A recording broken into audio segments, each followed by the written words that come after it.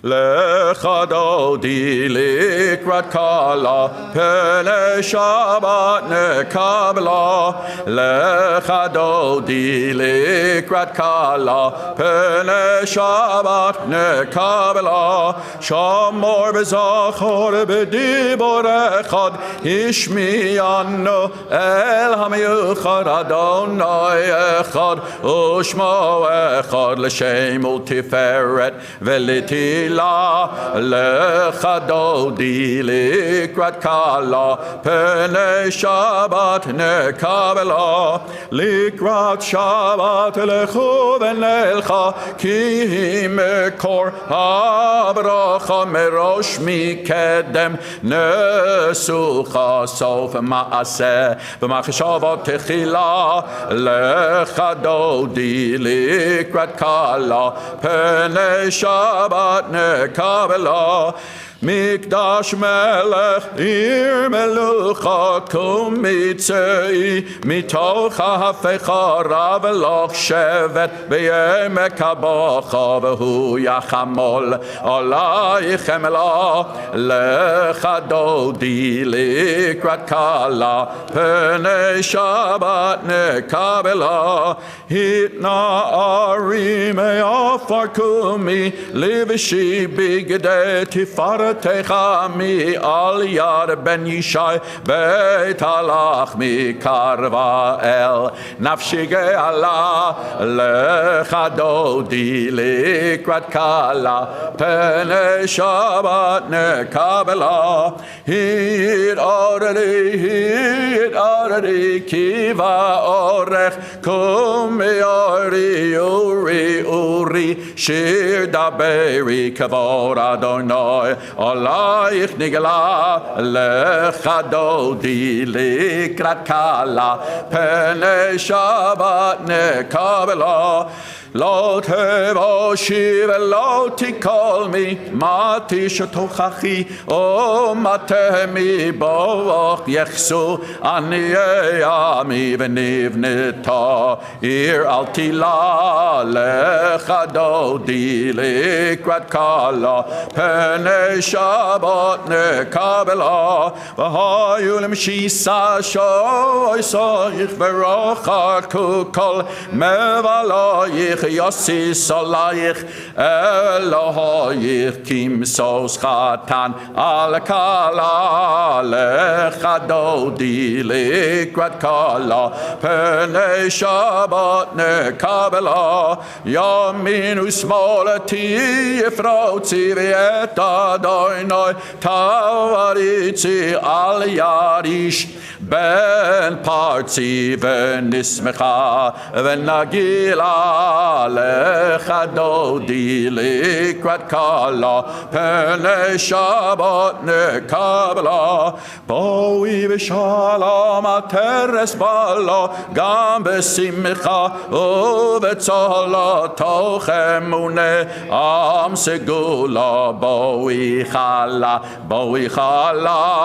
Lecha dodi likrat kala, pene Shabbat nekabela.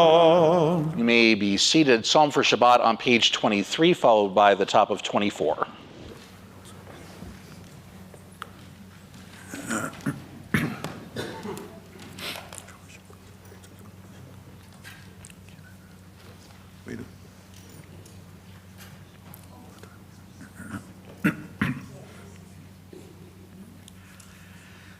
Tzadikat amar yifrach keres balevanon yiske shetulim beveit Adonai bechatzrot Eloheinu yafrichu od yenovon beseva.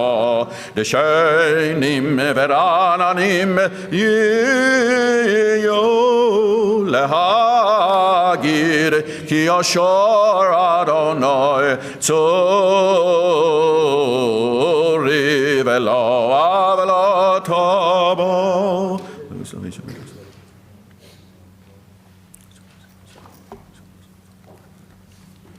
עדותיך נאמנו מאוד לבית חנה וקודש, אדוני ליורך ימים. For those in mourning, those observing Yartzeit, Mourner's Kaddish, middle of page 24.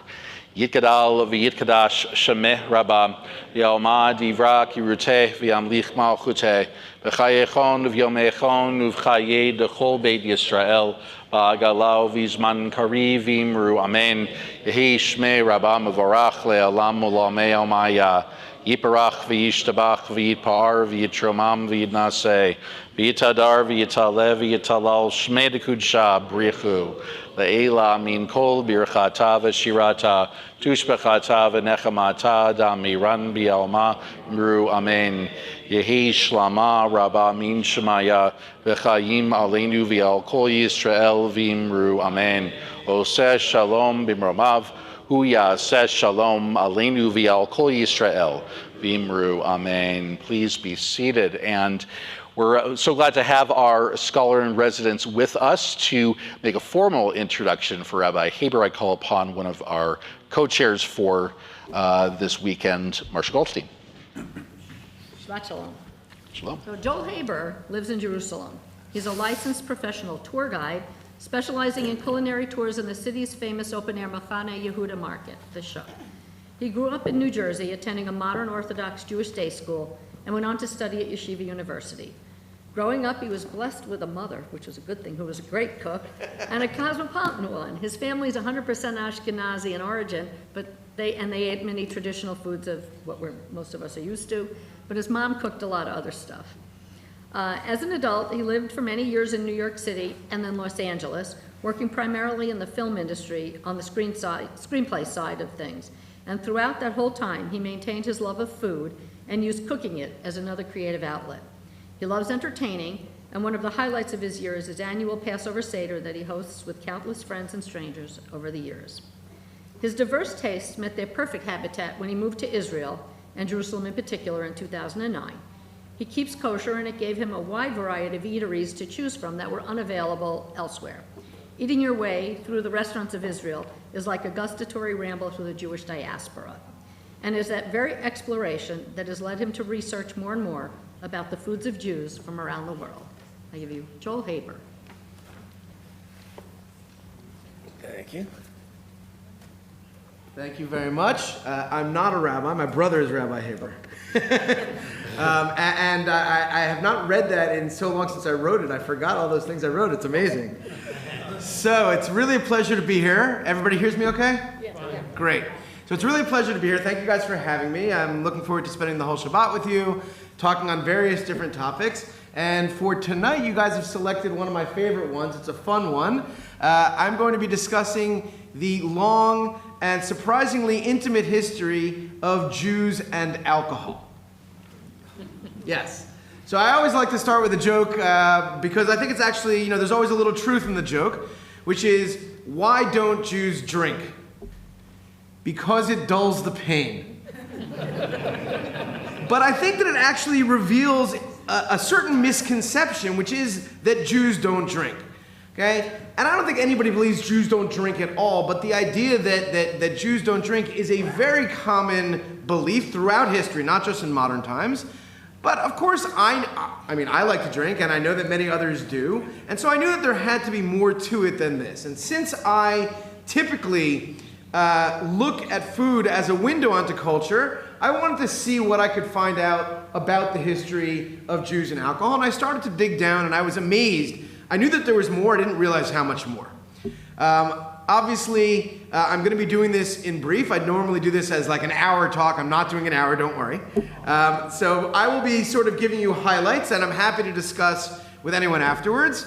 And also, as I'll repeat multiple times for the Shabbat, you can always be in touch with me. I have a memorable email address, jewishfoodbook@gmail.com. You're welcome to be in touch with me with any questions.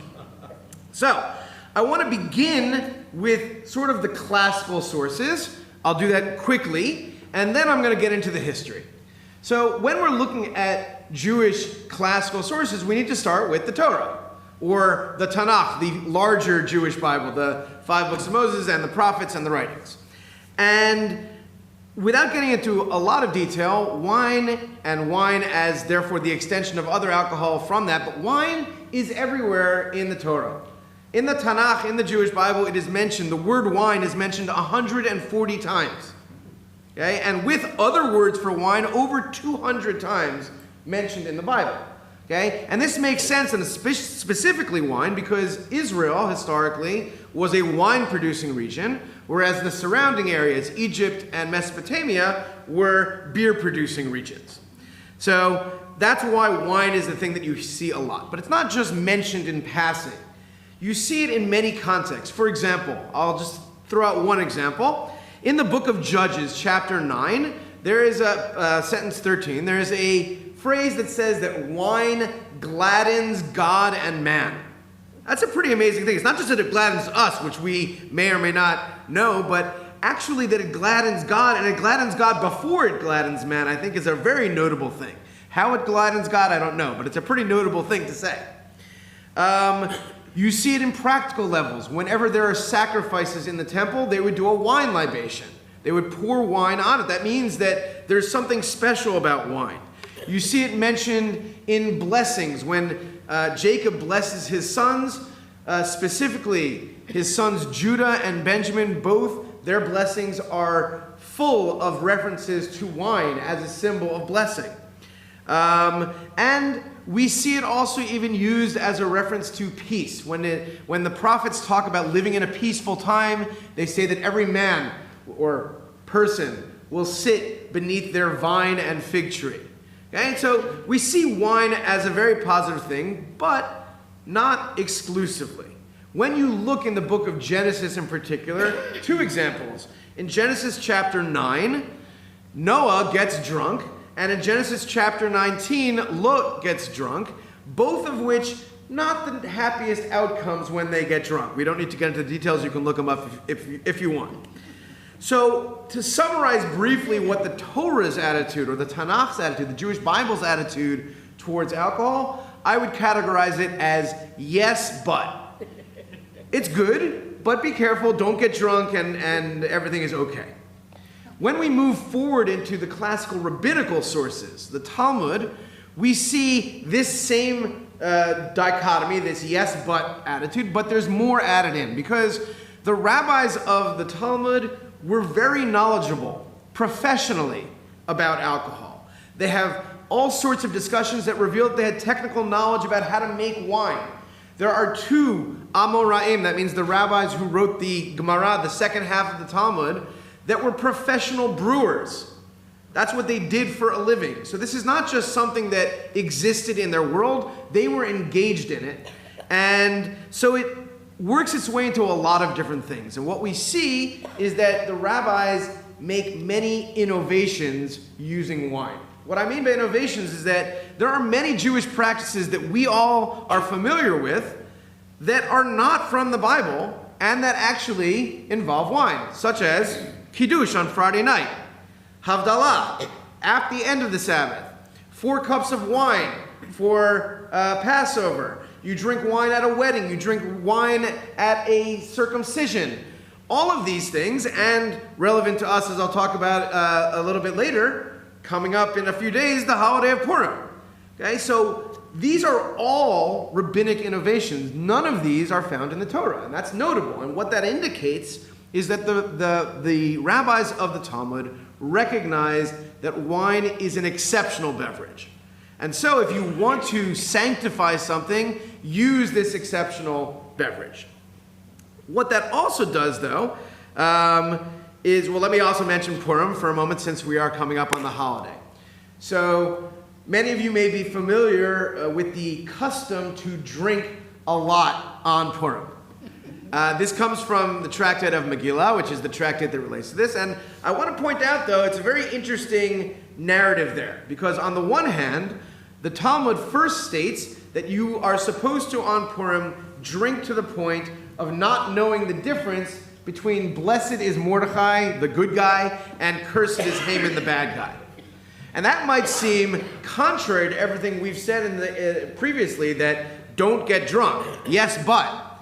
And so I want to indicate that although the Talmud does make this seemingly exceptional statement, it is immediately undercut because it is followed by a really interesting and perhaps humorous story where two rabbis get together on Purim to have their festive meal together.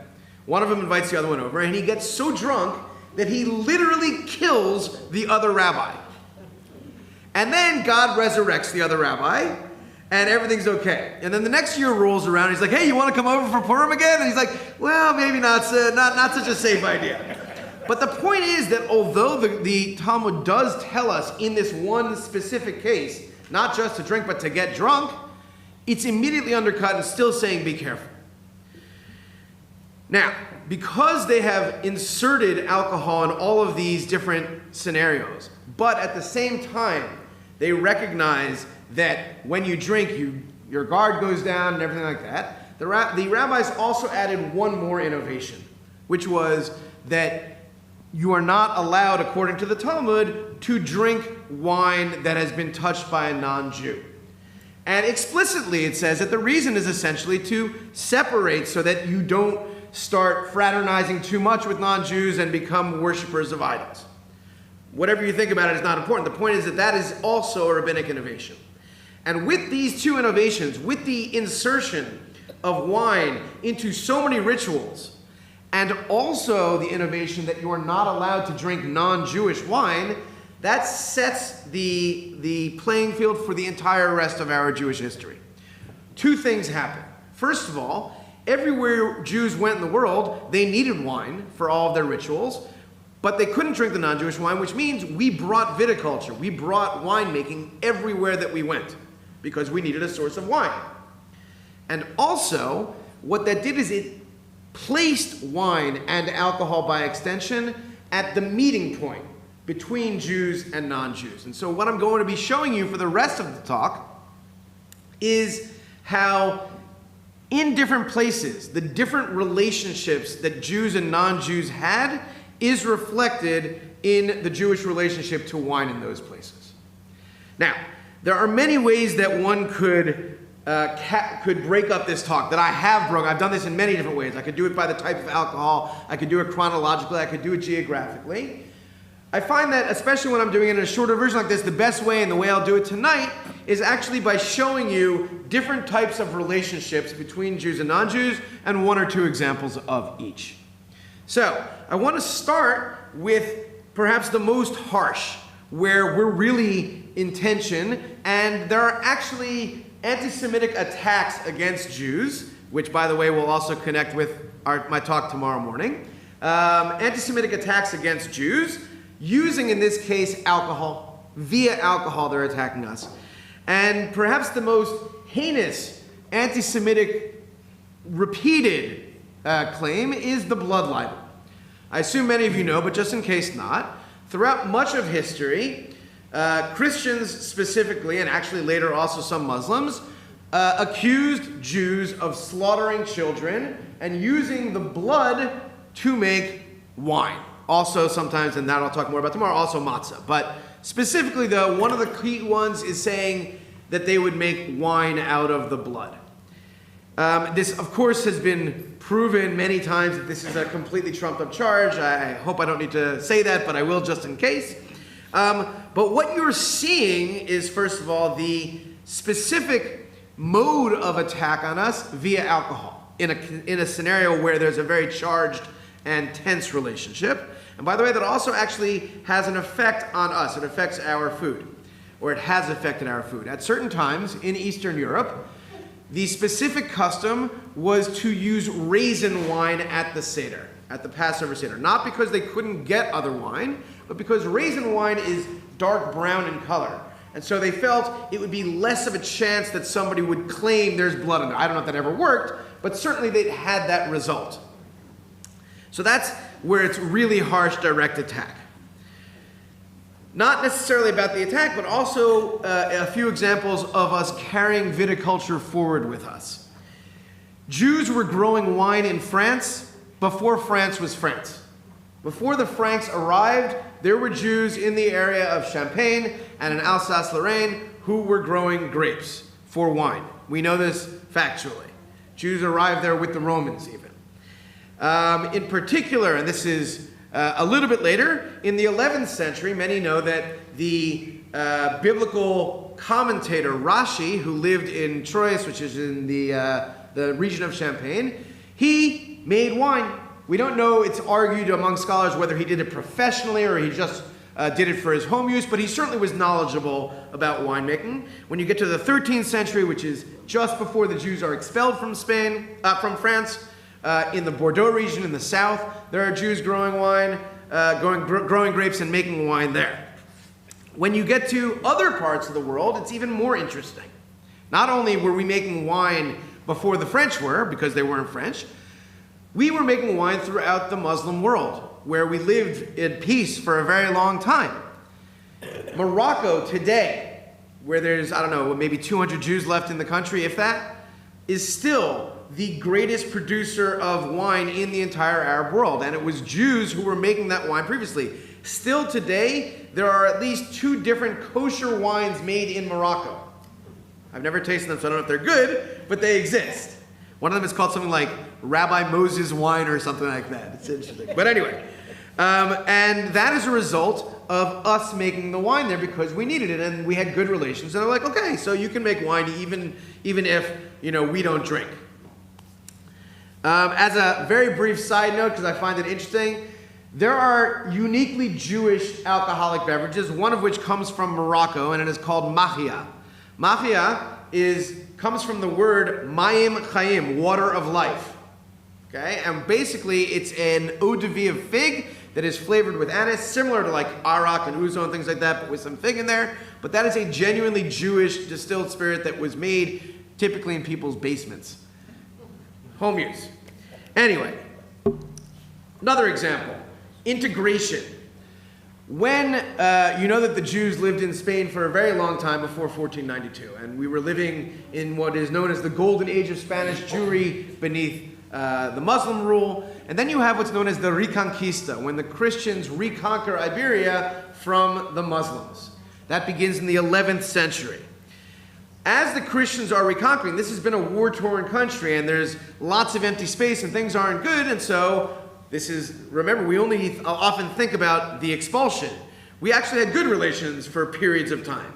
And so they invited the Jews in and gave them land and said, please, settle here. And what did we do? We planted vineyards because that's what we needed and that's what we did. And so we actually helped the Christians rebuild Spain by planting vineyards. And of course, everybody who knows Spain knows that wine is a massive product there even today. Another example of our integration with society via alcohol. In the 18th century in France, when Jews are starting to come back in and getting emancipated, so we have greater integration with French society, very quickly Jews move right back into wine production in Bordeaux. For example, many of us may have heard of Chateau Lafite, the Rothschild family. They were major producers of wine in the south of France. Okay? And actually, we modernized the French wine industry because we, at that point, started to vertically integrate. Rather than just growing the grapes, we started to grow the grapes, make the wine, and market the wine and sell it, rather than this guy growing it, this guy making it, and that guy selling it. Similarly, we modernized the German beer industry. Did you know that there were Jews involved in the beer industry in Germany? Well, not only the fact that for centuries Jews were the primary growers of hops, that's not the modernizing, and that's another story, but in the 1800s, 3 different Jews, and early 1900s, completely modernized the beer industry in Germany. The first is a man named Jacob von Hirsch. He opens a brewery called Plantenkastel Brewery in Munich, but not really in Munich. Because he was the first one that said, instead of having a brewery inside the city, I'm going to move right outside the city so I can build the first industrial-sized brewery. And then everybody said, that's a great idea. And all these other breweries started to move out of the cities and build industrial-sized breweries. Later, in the 1800s, Moritz Guggenheim sees the potential of rail travel. Steam power had just come about, and he says, he was working for Löwenbräu, and he says, I'm going to start shipping Löwenbräu beer from Munich all across Germany. Turns it into a very massive exporter, or local exporter, of beer. And then another Jew named Joseph Schulein starts buying up little breweries in Munich and combining them together, including Löwenbräu, and eventually turns Löwenbräu into the biggest distillery, the biggest brewery in all of Germany. 3 Jews, all of whom modernized the German beer industry.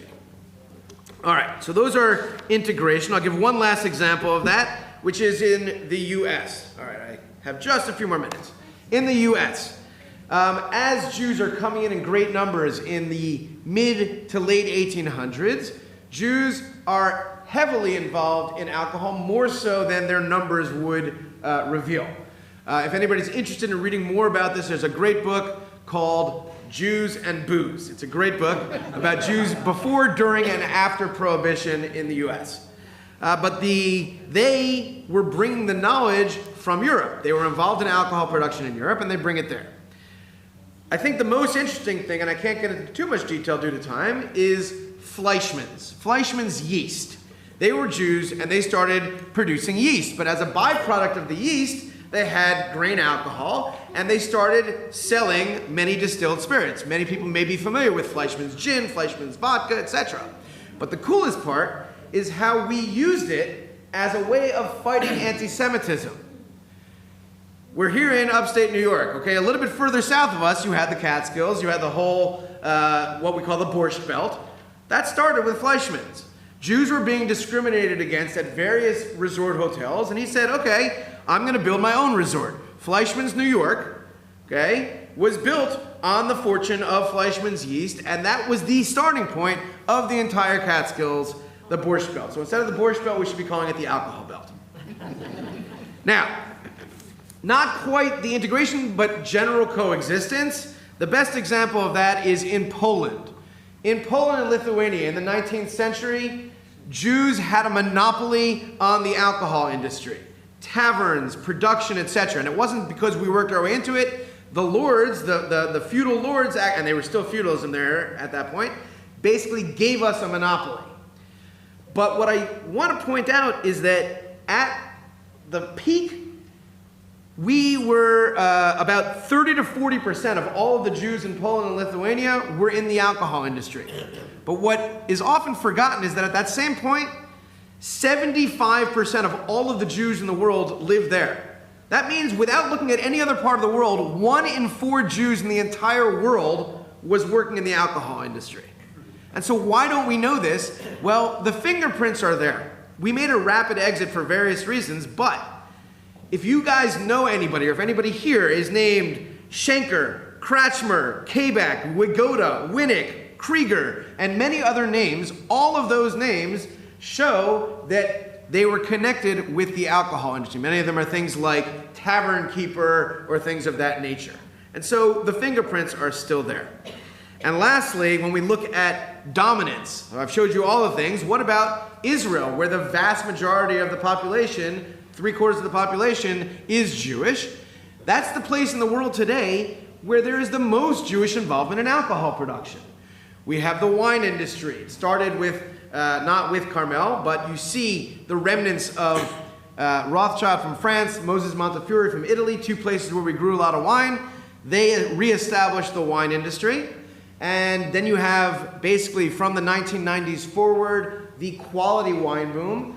We used to have 5 wineries in Israel 30 years ago, 35 years ago. Now we have about 350. And many of them are amazing in a country the size of New Jersey. And what's even cooler is that we're making wine now from indigenous grapes of Israel. Grapes that are only grown there. We are massive craft beer industry that's exploded in the last 15 years. And just towards the beginning, we have a number of amazing distilleries making whiskeys, making great gins. And one of the things I'll just point out with the beers and the whiskey and the vodka and the gins is using local flavorings. There's a beer that's made with za'atar, which is a local herb. There's gins that are flavored with etrogim, citrons, and olive leaves. Okay? So it's a really interesting time, and we have the ability to express that when we are the dominant culture. So, to summarize, the Torah says yes, but with boundaries on alcohol. The rabbis recognize this elevation and insert it into many things, but also place other boundaries. That sets everything in motion, that we bring alcohol production all over the world. In each case, depending on our relationship with non-Jews, because it sits at that meeting point, we are engaged in a different way. And so if you want to understand the relationship between Jews and non-Jews at any given place and time, a good place to start is by looking at the Jews' involvement with alcohol at that time. So thank you very much. We have more talks coming up, and I'm happy to answer questions either in person here or via email in the future. Thank you guys very much. Shabbat shalom. Shabbat shalom. Shabbat shalom. Yasher koach. Joe, we say thank you to Yasher Koach for your talk and for the insights that you brought. I've always said that if I were to ever have a winery or, make wine, I would call it the grapes of wrath. But obviously as you explained, the reach of Jews in the alcohol industry is certainly an important one, as it is part of our tradition. We'll be, of course, making Kiddush in just a little bit, and that'll certainly kick off the evening's enjoyment of L'chaim. So we look forward to your talks tomorrow morning and tomorrow afternoon, and Yasher Koach, and also for teaching Torah. And as we've learned some words of Torah, I'd like to invite everyone to turn to page 24, and please rise if you are able, as we say an extra Kaddish for those who have no one to say it for them. We remember, of course, those who perished in the Holocaust, died defending the state of Israel, died of COVID-19, those in the line of fire in Ukraine and United States and elsewhere. Middle of page 24. Yitgadal v'yitgadash shemeh rabam v'yomad divra kirutei v'yamlich malchutei b'chayechon v'yomechon v'chayei dechol beit Yisrael ba'agalau v'zman kariv v'imru amen yehi shmeh rabam v'varach le'alam u'lamei al-maya yiparach v'yishtabach v'yitpa'ar v'yitromam v'yitnaseh v'yitadar v'yitaleh v'yitalal shmei dekudsha brichu Le'ela min kol birchata v'shirata tushbechata v'nechemata damiran bi'alma v'imru amen yehi shlama rabba min shemaya v'chayim aleinu v'al kol Yisrael v'imru amen oseh shalom b'mramav hu ya'aseh shalom aleinu v'al kol Yisrael v'imru amen. Please remain standing. We move on to the Ma'ariv service with the call to worship. The Baruch Hu on page 28. Baruch Hu et Adonai HaMevorach. Baruch Adonai HaMevorach le'olam va'ed. Baruch Adonai HaMevorach le'olam va'ed. Be seated.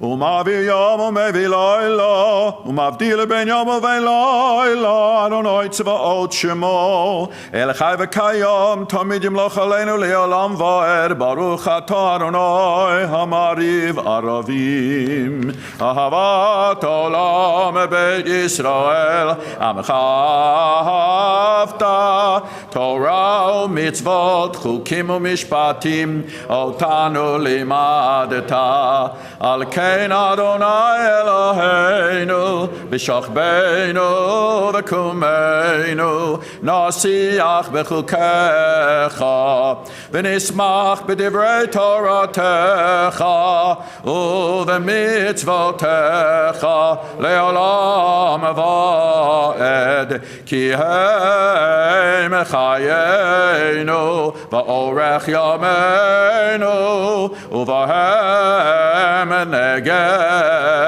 Yomam v'alayla v'yahavatecha al tosim imenu le'olamim Baruch atah Adonai ohev amo Yisrael Shema Yisrael Adonai Eloheinu Adonai echad ve'ahavta את אדוני אלוהיך בכל לבבך ובכל נפשך ובכל מאודיך, והיו הדברים האלה אשר אנוכי מצווך היום על לבביך, ושיננתם לבניך, ודיברת בם בשבתך בביתך ובלכתך בדרך ובשוכבך ובקומך, וקשרתם לאות על ידיך,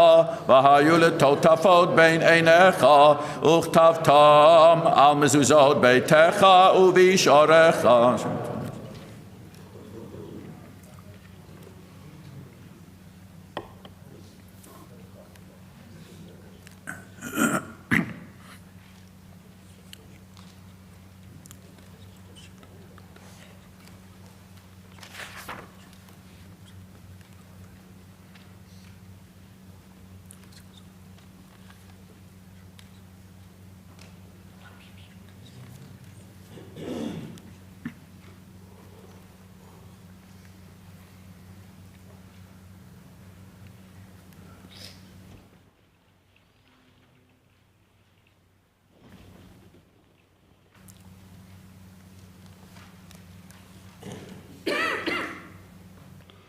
Adonai Elohechem emet.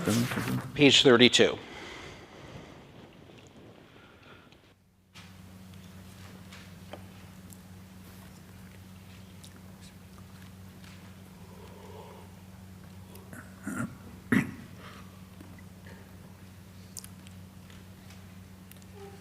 ומלכותו ברצון קיבלו עליהם, משה ובני ישראל הכנו שירה בשמחה רבה ויאמרו כולם, מי כמוך באלים אדוני, מי כמוך נדר בקודש, נורא תהילות אוסף אלה.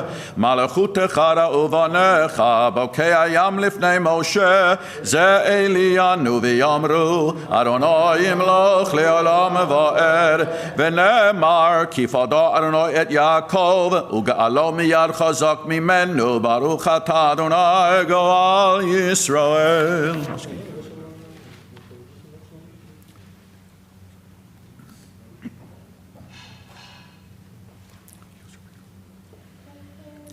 ושמור צאתנו ובואנו לחיים ולשלום מעתה ועד עולם, ופרוס עלינו סוכת שלומך, ברוך אתה אדוני הפורש סוכת שלום עלינו ועל כל עמו ישראל ועל ירושלים.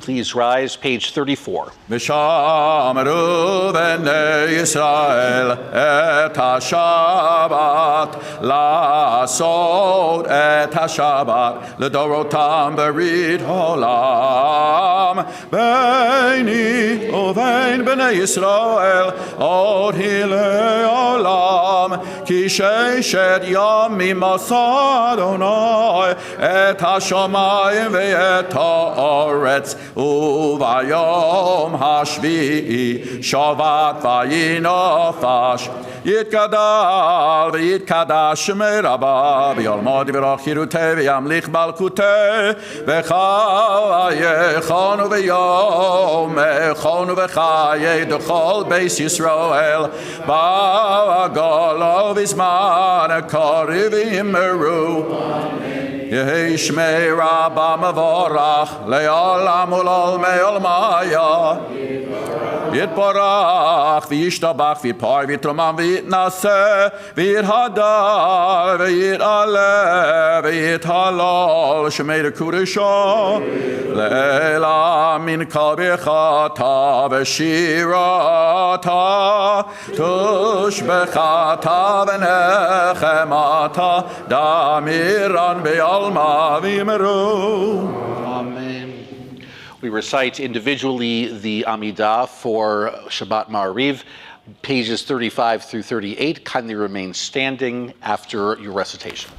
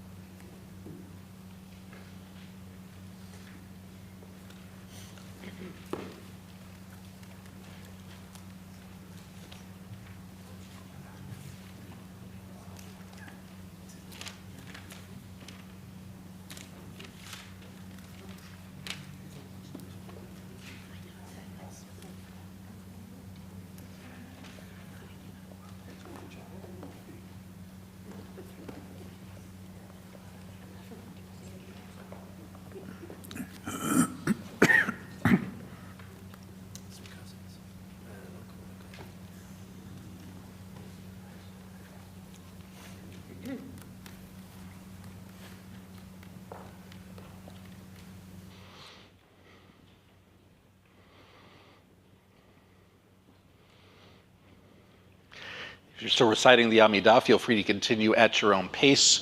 Cantor continues on page 47. ויחולו השמיים והארץ וכל צבאם ויכל אלוהים ביום השביעי מלאכתו אשר עשה וישבות ביום השביעי מכל מלאכתו אשר עשה ויברך אלוהים את יום השביעי ויקדש אותו כי בו שבת מכל מלאכתו אשר ברא אלוהים May be seated. Baruch atah Adonai Eloheinu ve'Elohei avotenu Elohei Avraham Elohei Yitzchak ve'Elohei Yaakov Elohei Sarah Elohei Rivka Elohei Rachel ve'Elohei Leah Ha'el Hagadol Hagibor v'Hanora El Elyon Konei Shomayim v'Aretz Magen Avot b'Devaro Mechayei Meitim b'Mamoro Ha'el HaKadosh She'en כמוהו המניח לעמו ביום שבת קודשו כי הם רצה להניח להם כי הם רצה להניח להם לפניו נעבור ביראה ופחד ונודה לשמו בכל יום תמיר מעין הברכות אל ההודעות אדון השלום מקדש השבת ומברך שביעי ומניח בקדושה לימדו שני עונג זכר למעשה וראשית אלוהינו ואלוהי אבותינו רצה ומנוחתנו קדשנו במצוותיך ותן חלקנו בתורתך סבנו מטובך ושמחנו בישועתך וטהר ליבנו לעבדך באמת והנחילנו אדוני אלוהינו באהבה וברצון שבת קודשך וינוחו בישראל מקדשי שמך ברוך אתה אדוני מקדש השבת יתקרב ויקדש שם רבו ויעמוד ורכירותי וימליך מלכותי וחייכון ויומכון ובחיר כל בית ישראל בגולה ובזמן קרוב יאמרו יהי שמי רבו מבורך לעולם ולעולמי עולמיה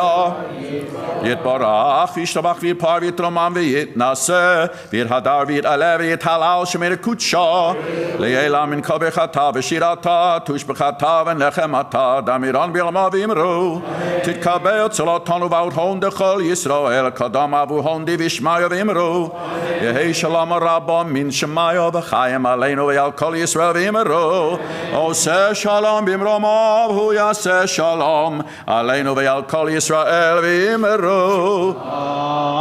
Amen.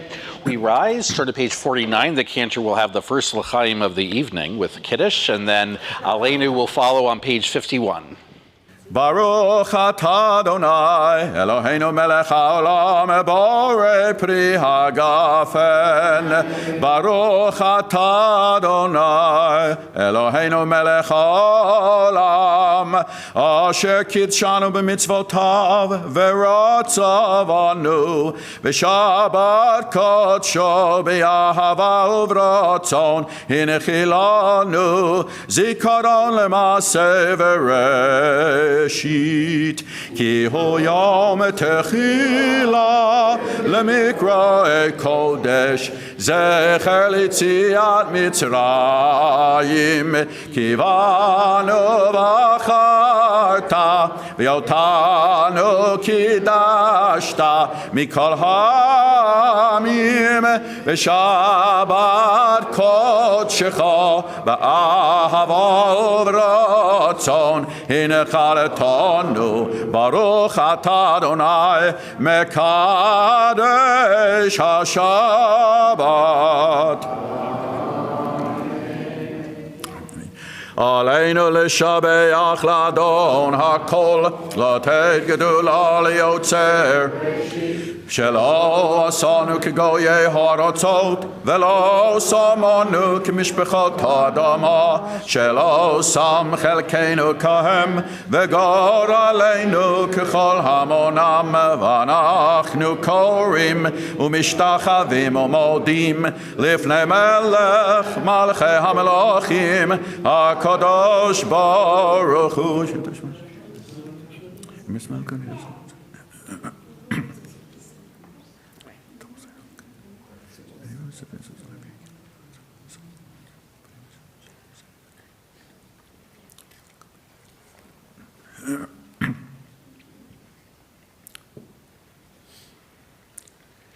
ככתוב בתורתך אדוני ימלוך לעולם ועד, ונאמר והיה אדוני למלך על כל הארץ,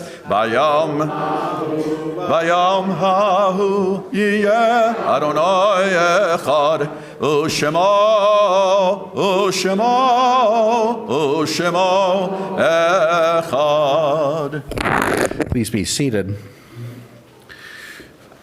For the upcoming week, we remember with love yard sites of Bessie Bargman, Robert Bass, Ina Berliant, Leon Bader, Saul Bogan, Shirley Braun, Linda Brodsky, Richard Brownstein, Anna Copland, Jacob Dubbs, Joseph Dubin, Martha Fingold, Alexander Fish, Irene Mendelson Forster, Herbert Foster, Sadie Gallen, Norman Gelden, Louis Gerstmann, Chaim Getzler, Henry Goldstein, Jeanette Goodman, Libby Gorski, Melvin Green, Chaim Greenspan, Samuel Grossman, Pearl Gunner, Jean Harris, Joseph Himmelstein, Sylvia Kaiser, David Kolko, Murray Lofgraben, Dr. G. Ben Levy, Ray Max, Clarice Makoff, Geula Macover, Irving Maurer, Bernard Meyer, Barbara Morrison, Henry Morrison, Pauline Nadowitz, David Newman, Paul Newman, Samuel Padgug, Samuel Pastor, Lena Pleskow, Elizabeth Podolsky, Harold Marvin Polakov, Louis Alexander Powder, Thelma Racklin, Alice Reinheimer, Harry Rosenfeld, David Rosikoff, Joseph Rothenberg, Ida Rothenberg, Rita Rubin, William Sachs, Hilda Shearer, Esther Schron, Michael Schwartz, Louis Schwartz, Julius Silverstein, Fanny Snitzer, Morris Saratsky, Cheryl Mesnikoff Stelzil, Phyllis Stern, Esther Strauss, Mary Clark Tingley, Faye Tischler, Zelig Trieger, Lillian Wexler, Sheldon Weinberg, Nathan Weiss, Nathan Winter, Gerald Wisbaum, Virginia Yeager, Helene Yamron. If there's somebody that you're saying Kaddish for that you want to mention their names and mention your connection to them, feel free if you'd like to stand up and do so.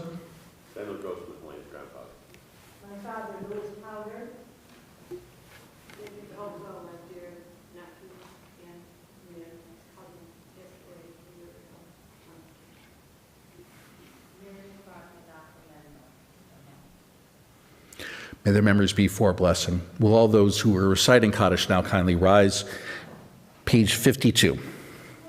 Yikadal v'yitkadash shemei rabam v'yalma divra kirutei v'yamlich malchutei v'chayechon v'yomechon uv'chayei d'chol beit Yisrael ba'agala v'zman kari v'imru amen. Yehi shmei rabam v'vorach le'olam u'lomei almaya Yitbarach v'yishtabach v'yitpa'ar v'yitromam v'yinaseh v'yitadar v'yitaleh v'yitalal shmei d'kudsha brichu La'ela min kol birchata v'shirata tushbechata v'nechemata da'amiran b'yalma v'imru amen.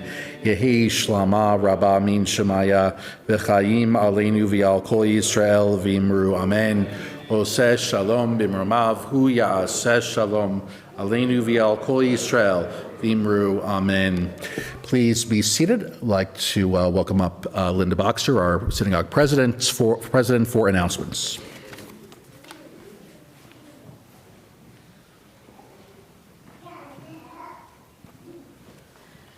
Shabbat Shalom on this beautiful spring day in Western New York.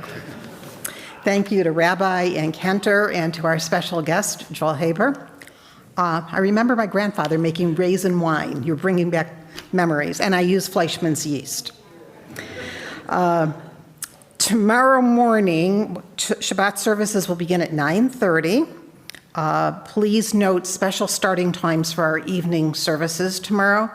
We will have an in-person mincha at 5:15, which will be followed by a very special Suda, 2 kinds of cholent, the Cantor's special cholent, and a recipe from Joel's cookbook.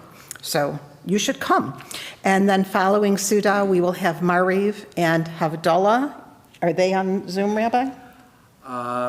We haven't figured that out yet. We have not figured that out. Listen for tomorrow's announcements. We'll know by then. Okay, so March 5th, Sunday, March 5th is the Community Purim Carnival. March 6th is Manic Megillah right here. Come at 5 o'clock for macaroni, and then Minyan and Megillah will begin at 6. Desserts, hamantashen, and ice cream at about 7:30. I think it is ice cream, isn't it, Leah? Remember to bring non-perishable food items. You'll get a ticket, and we'll draw lots between the chapters of the Megillah for prizes. March 12th, Outstretched Arms is having their Purim program here. Please come. March 19th, watch for information about a Brotherhood-sponsored food drive. Our food barrels are empty. The need is great, so we're going to keep trying to fill them. March 26th, Women's Network has a lunch with a show and tell about family heirlooms. March 27th, please make your reservations. Adult Education Committee sponsors a timely program, The Media and Anti-Semitism. It's on Zoom. Please register. We have lots of educational opportunities for our young ones with cantorial intern Zahava Fried, and for the grown-ups with Rabbi Rosenbaum. Sign up, attend, enjoy. The community religious school is selling Delta Sonic car wash coupons. Get them now because there'll be a mad dash when this melts and we all need our cars washed. Women's Network asks that you save dashes, tapes, shop in our gift shop, and more information about all of these activities can be found on our website after Shabbat, and much of them are in the weekend Shabbat flyer. For all of you who have reservations for the dinner following the conclusion of services, please make your way to the social hall. There's assigned seating, so look for your name on the tables. If you don't have reservations, next time you should make them and join us. Shabbat Shalom. Thank you, Linda, and thank you, of course, to the cantor for leading us in davening. We will conclude our service this evening on page 54 with Adon Olam. Adon Olam Hashem Olach B'terem Kol Yitzir Nivra Li'et Naso V'chefzo Kol Azai Melech Shemo Nikra Azai Melech Shemo Nikra Ve'acharei Kichlot HaKol Levado Yimeloch Nora Ve'hu Haya Ve'hu Hoveh Ve'hu Yi Betifara, Vehu Yeh Betifara, Vehu Echad Ve'en Sheni Laham Shilo, Leach Biro Beli Reshid Beli Tachlit, Velo Ha'oz Ve'hamisra, Velo Ha'oz Ve'hamisra, Vehu Eli Ve'chai Goali Ve'tzur Chevli Be'et Zoro Ve'hu Nisi Yumanos Li Menos Kosi B'yom Mekara Menos Kosi B'yom Mekara Be'yodo Avkid Ruchi Be'erishan Ve'ya'ira Ve'yimeruchi Gevioti Adonai Li Ve'lo Ira Adonai Li Ve'lo Ira. Shalom. Shalom. The dinner, do you want to do Shalom Aleichem? Blessing as you can do blessing the kids, and then Kiddush and Yom Tov.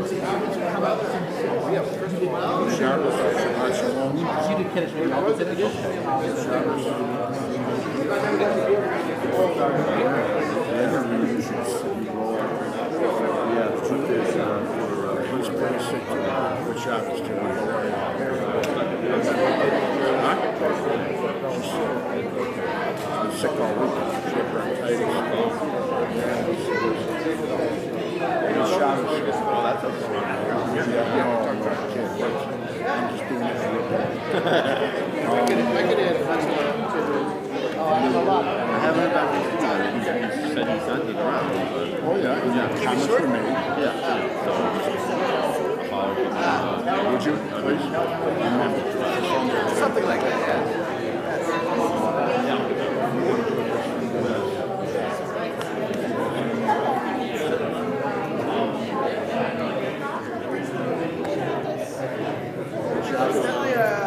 Like the fish.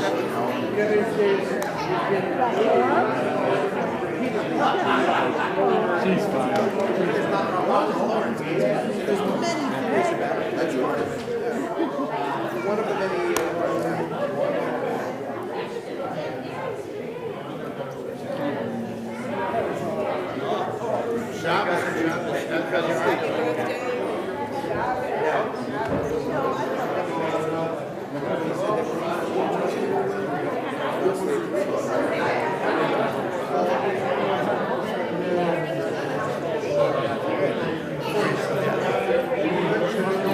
I live in Israel. I'm a dual citizen. I grew up in the States.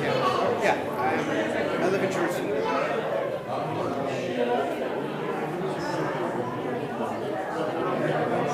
The German ones? You're saying in Germany? I mean, I don't think I mentioned any other names. There were three Jews in Germany. First, there was a guy named Lohenbrau is the brewery. That's the brewery. That's not a German. First, there was Jacob von Hirsch. He started that first industrial brewery. Then you had Moritz Guggenheim. And then you had Joseph Schulein. So Joseph Schulein's son came to America, and he was very involved with wine movement. Remember them? They were like the biggest brewery in New York. So he was very involved with their marketing and stuff like that.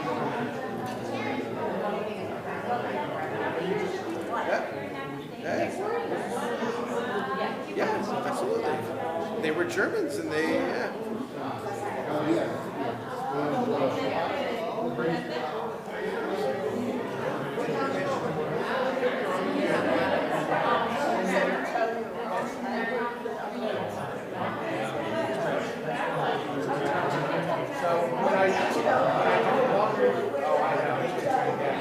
when I do talk this longer,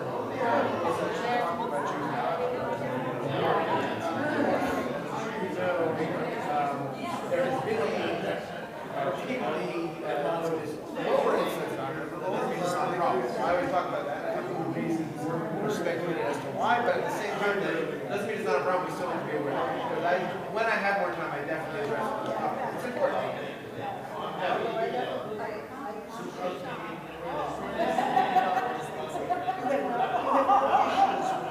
Right. Well, they'll say, so let's right, and they'll say, like, you hear doctors, they'll say, like, you know, how every year on Thanksgiving, you're dealing with all the Jews who try to eat themselves to death, and every year on New Year's, you have to push them.